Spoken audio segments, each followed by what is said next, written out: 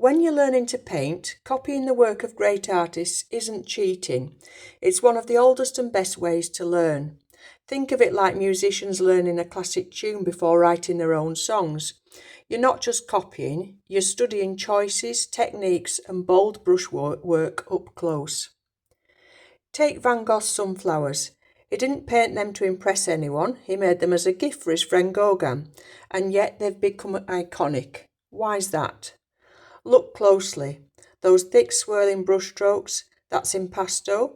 He used pure colour, warm yellows and textured paint to make the flowers almost glow. The background is flat and pale, pushing the sunflowers forward, full of energy and light.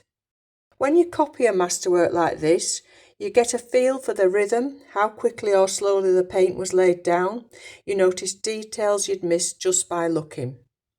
And it frees you up. You're not worrying about getting it right. You're just practicing your brushwork, your colour mixing, your layering. You're soaking up the confidence of the artist before you.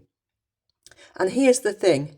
Van Gogh painted from the heart. He didn't follow traditional rules. His colour choices were emotional, not realistic. And by copying his work, we're not just practicing painting, we're practicing expressing something.